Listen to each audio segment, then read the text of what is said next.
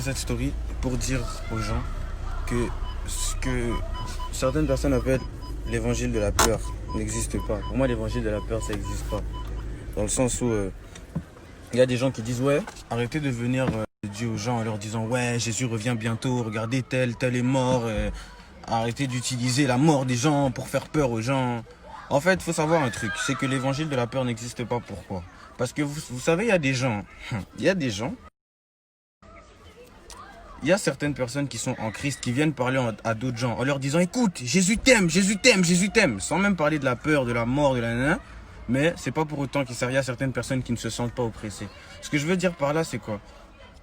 C'est que il y a des gens qui disent ouais, quand vous utilisez la mort, quand vous utilisez certaines circonstances de la vie pour parler de Dieu, ça fait peur. Mais il y a des gens, quand tu vas leur agresser en leur disant Jésus t'aime, avec une Bible dans la gueule, ça aussi ça fait peur.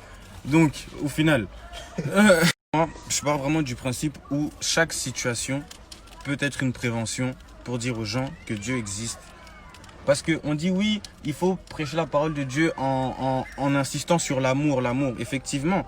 Mais le truc, c'est que pour apprendre à aimer Dieu, il faut apprendre à le connaître. Il y a des gens qui ont appris à connaître Dieu par la peur.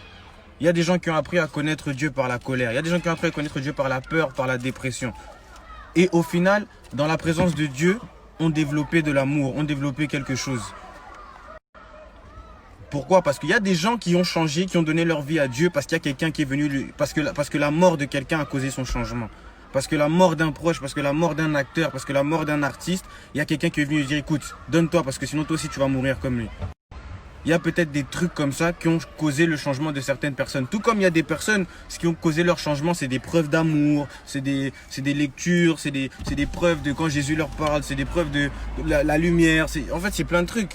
Donc, moi, j'insiste encore une fois, pour moi, l'évangile de la peur n'existe pas.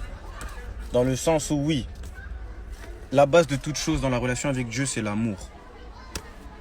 Mais écoute, tu vas pas venir devant quelqu'un dans la rue en lui disant écoute, Dieu t'aime, Dieu t'aime, Dieu t'aime, en lui balançant une Bible dans la gueule en pensant qu'il va comprendre que Dieu l'aime, tu vois. En fait, ça dépend des personnes. Il y a des gens avec qui ça peut marcher, tout comme il y a des gens avec qui ça marche pas. Il y a des gens, tu vas leur parler de la mort, ça va attiser leur curiosité pour aller vers Dieu. Il y a des gens, tu vas leur parler d'un autre truc. En fait, tout dépend des personnes. Donc pour moi, l'évangile de la peur n'existe pas. Parce que moi, si tu viens dans la rue en me disant bam, hey mec, Dieu t'aime, moi aussi ça me fait peur. Donc je peux aussi, pourtant tu m'as parlé d'amour, donc je pourrais dire aussi que c'est l'évangile de la peur. Donc, pour moi, cette polémique d'évangile de la peur, parce qu'il y a des gens qui utilisent des situations comme prévention, je peux pas appeler ça l'évangile de la peur. Je peux pas, je suis désolé, mais pour moi ça n'existe pas, l'évangile de la peur. Il faut savoir une chose, c'est qu'il y a des gens qui sont curieux en fait d'aller peut-être aller lire leur Bible, et puis ils sont curieux peut-être d'aller chercher une relation avec Dieu quand on est vraiment brutal avec eux. Tout comme il y a des gens qui sont... En fait, tout dépend du caractère de chacun. En fait, comme je vous l'ai dit, il y a des gens qui ont été curieux de l'histoire de Dieu. Pourquoi? Parce qu'on leur a dit, écoute, si toi tu te donnes pas à Dieu, toi aussi tu vas mourir dans des circonstances atroces. Mais c'est vrai que la plupart du temps, c'est vrai qu'à la base de toute chose, c'est l'amour. Quand tu viens parler de Dieu à quelqu'un, il faut lui parler de l'amour. Mais il faut savoir une chose, c'est que moi je connais des gens qui ont donné leur vie à Dieu parce qu'on a été dur avec eux. On a été dur avec eux. Donc tout dépend du caractère de chacun. Il y a certaines personnes qui vont se sentir oppressées quand tu vas leur dire Jésus t'aime. Tout comme il y a certaines personnes qui vont se sentir oppressées quand tu vas leur dire si tu te donnes pas, tu vas mourir bientôt. Donc il n'y a pas d'évangile de la peur. Parce que tu peux me faire peur en me disant que Dieu m'aime si tu m'agresses. Tout comme tu peux me faire peur en me disant ouais, tu vas mourir.